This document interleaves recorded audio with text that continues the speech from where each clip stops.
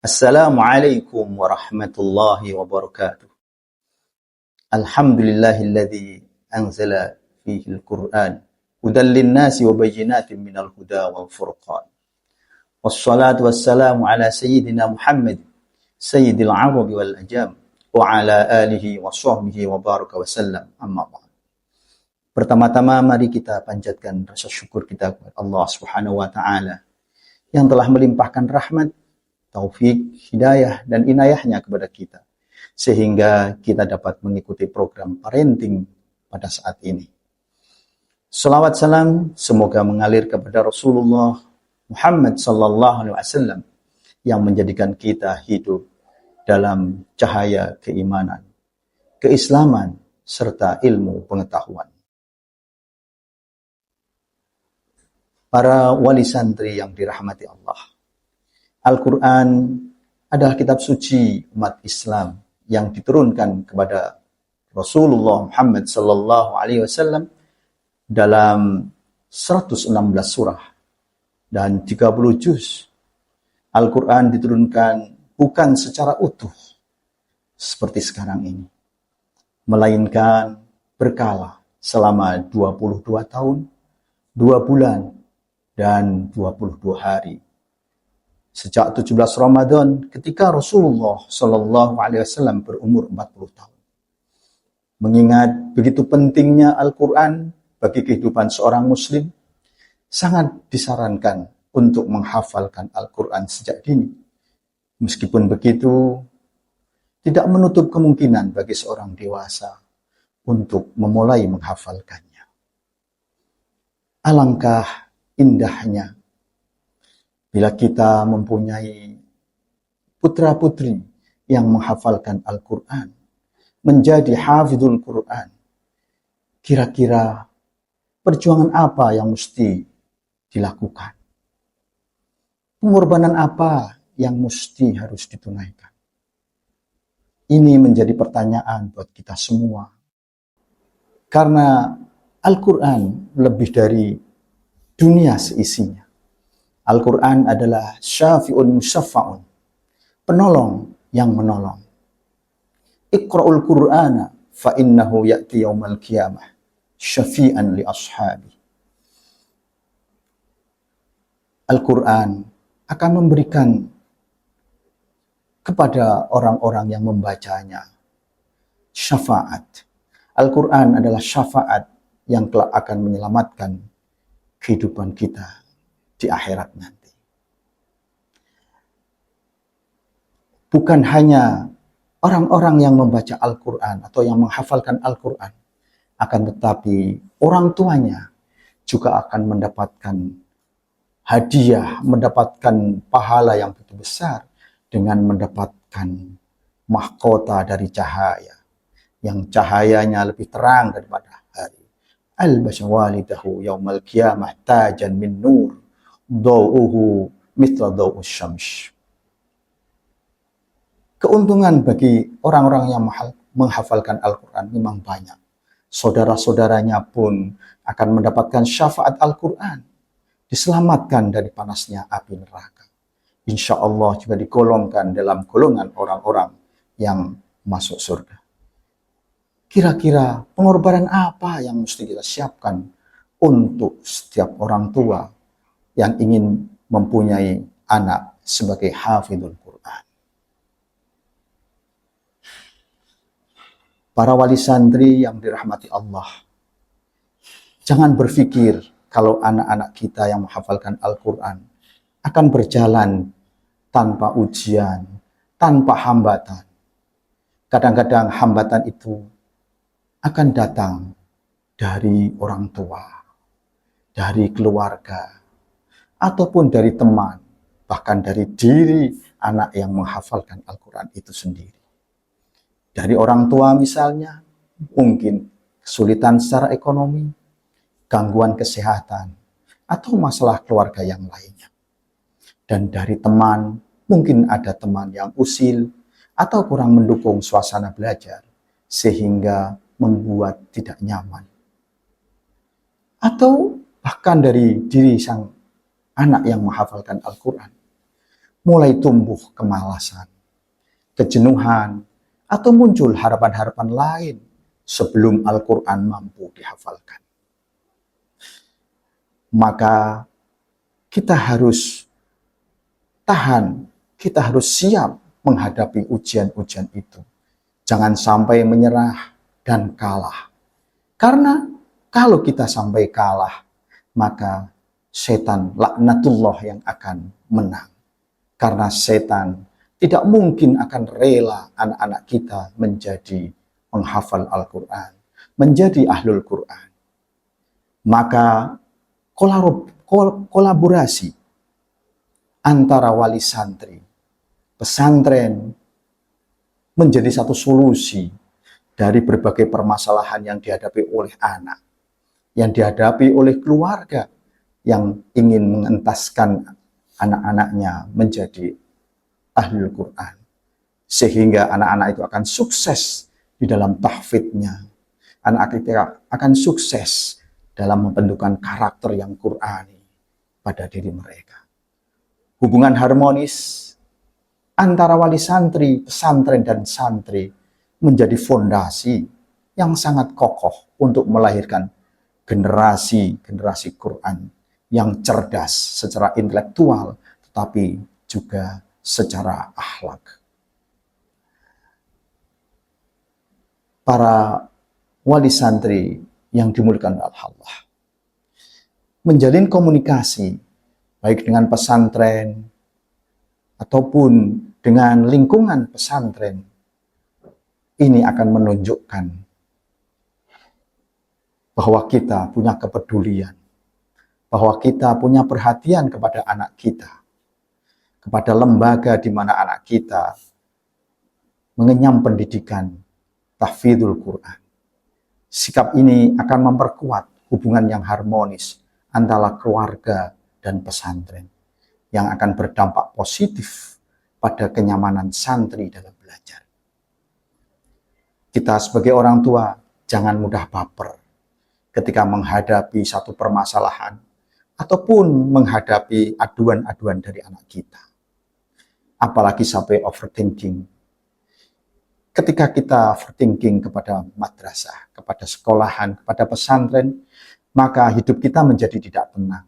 Anak-anak pun yang ada di pesantren menjadi tidak tenang. Bahkan jangan sampai kita overlapping terhadap sekolahan. Karena sekolahan, pondok pesantren sudah punya program yang tersusun demikian rupa. Maka ketika kita menghadapi permasalahan-permasalahan itu, kita harus bisa menguatkan kepercayaan santri, kepercayaan anak-anak kita, keikhlasan anak-anak kita dalam proses menghafalkan Al-Quran. Santri yang melihat wali santrinya mendukung proses pendidikan di pesantren akan merasa lebih percaya diri dan ikhlas dalam menuntut ilmu, sehingga akan mendapatkan keberkahan ilmu yang diperolehnya. Para wali santri yang dimuliakan oleh Allah, sikap positif yang telah kita berikan, yang kita lakukan dalam mensikapi segala permasalahan anak kita di pesantren, memiliki pengaruh yang signifikan dalam menciptakan keberkahan ilmu bagi santri di pesantren.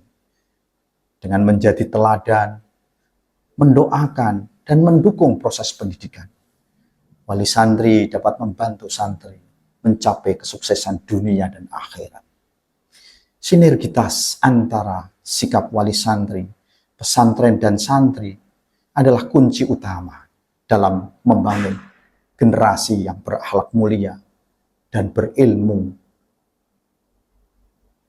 Para wali santri, ketika kita berhadapan dengan dunia pesantren atau dengan guru dari anak-anak kita, kita harus waspada.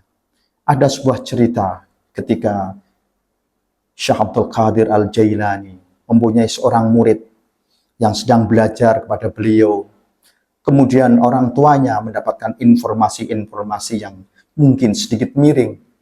Kemudian orang tuanya karena overthinking kemudian marah dan mengambil santri itu dari Syekh Abdul Qadir Jailani. Apa yang terjadi? Ternyata anaknya kemudian futuhnya dicabut oleh Allah Subhanahu wa taala. Sehingga anaknya susah untuk belajar di kemudian hari. Padahal apa yang dilakukan anak di pondok itu sudah sesuai dengan program yang ada. Para wali santri yang dirahmati Allah. Maka di dalam menghadapi segala permasalahan, dinamika pendidikan anak-anak kita di pesantren, kita harus tetap bersikap positif. Ada pameo atau ada petunjuk-petunjuk dari para leluhur kita bahwa di dalam menghadapi permasalahan itu kita harus punya sikap tatak, tetek, agar bisa tutuk. Tatak maksudnya apa? Kita harus memiliki mentalitas yang bagus.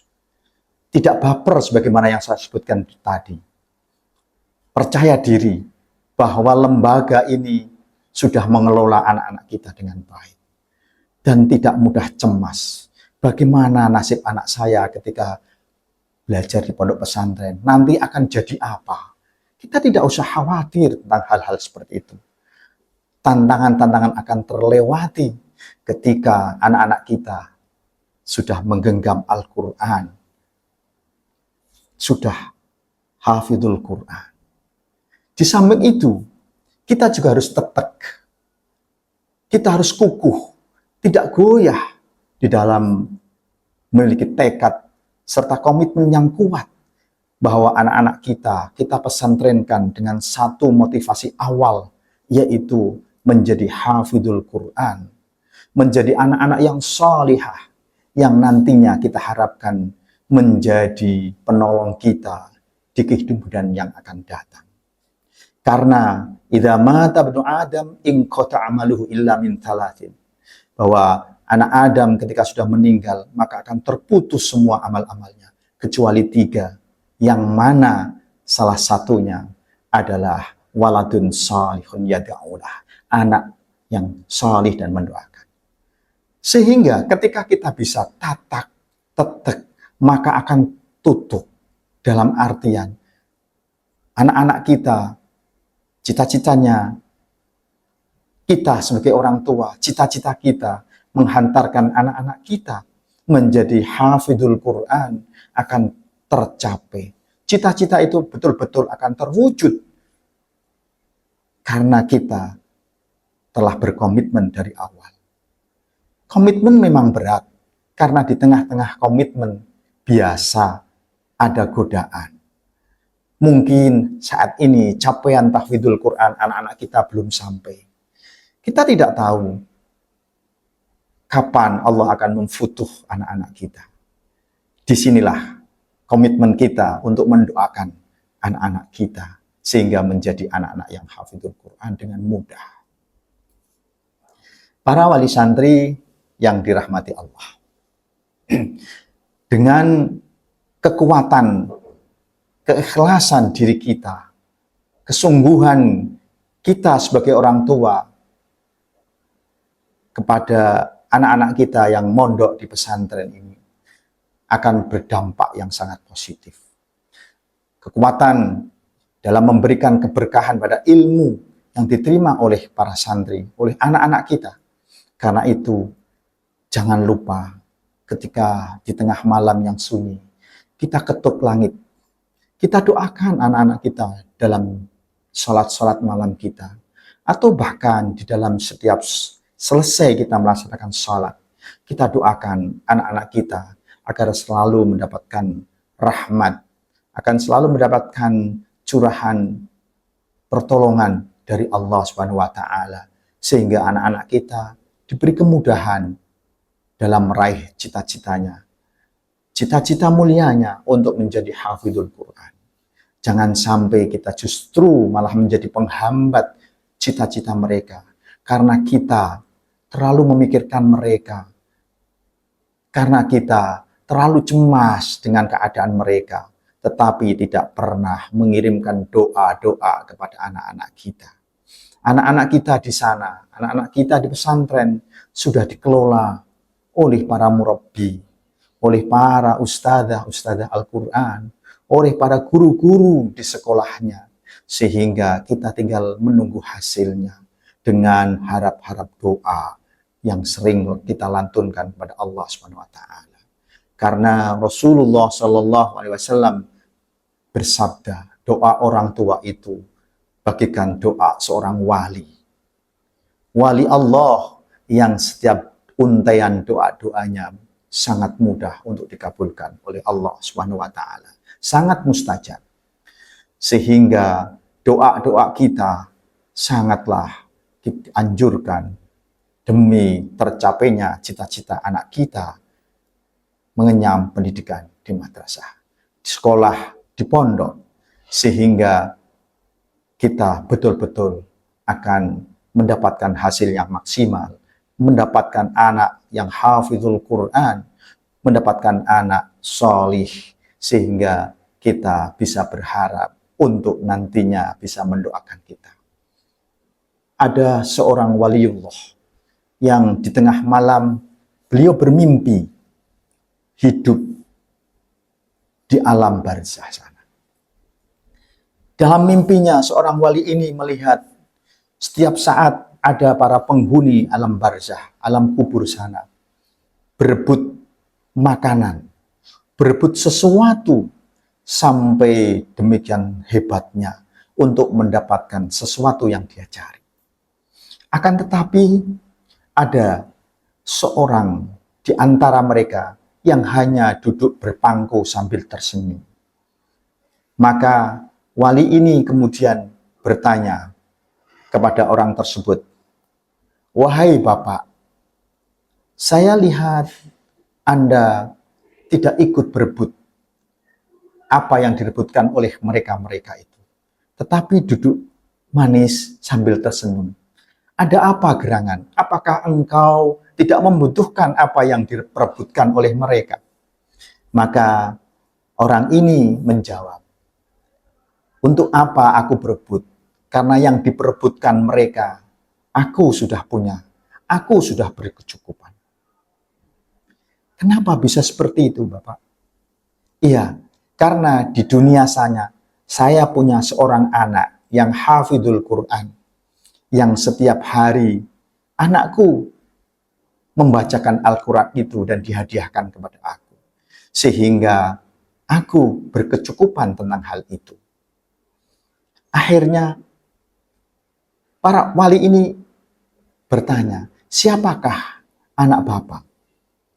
"Anakku namanya ini. Dia berjualan di pasar."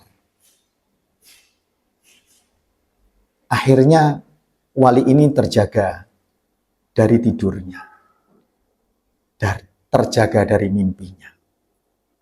Kemudian wali ini penasaran dengan hasil mimpinya. Apakah mimpinya betul-betul terjadi dengan nyata atau hanya halusinasi belaka? Pagi-pagi itu sang wali pergi ke pasar sebagaimana petunjuk orang yang ada dalam mimpinya. Betul, dengan pengamatannya ada di pojok pasar penjual pakaian yang mulutnya berkumat kamit terus. Akhirnya sang wali datang menghampiri. "Wahai Bapak, apakah Anda bernama Fulan dan Fulan?" Sebagaimana informasi yang dia dapat dari mimpinya. "Betul, saya memang itu." "Apakah Anda punya bapak bernama ini?" "Iya, betul. Saya lihat Anda tadi mulut tidak diam, kumat kamit." "Iya, saya selalu membacakan Al-Quran. Karena orang tua saya telah memondokkan saya untuk tahfidzul Quran. Sehingga saya berbakti kepada beliau, di mana beliau sudah meninggal setahun yang lalu. Setiap hari saya membacakan Al-Quran untuk ayah saya." "Oh begitu, berarti benar apa yang diceritakan dalam mimpi itu." Inilah hasil yang luar biasa ketika kita mempunyai anak-anak sebagai penghafal Al-Quran. Kita akan panen di akhirat nanti dengan pahala yang berlimpah. Doa-doa dari anak-anak kita sehingga kita hidup di akhirat dengan kehidupan yang membahagiakan. Para wali santri yang dirahmati Allah, sedikit yang bisa saya sampaikan. Mudah-mudahan apa yang saya sampaikan ini bisa memberikan manfaat kepada kita semua, lebih-lebih kepada anak-anak kita, ketenangan hati kita di dalam memondokkan anak. Kontrol positif juga perlu, tetapi jangan sampai terlalu berlebihan. Jangan mudah tergoda dengan bujuk rayu yang ada di luar sana, sehingga kita bisa istiqomah. Hati kita bisa tetap di dalam memondokkan anak kita untuk menjadi penghafal Al-Quran. Kurang lebihnya saya mohon maaf. Wallahul muwafiq ila aqwamit thariq. Assalamualaikum warahmatullahi wabarakatuh.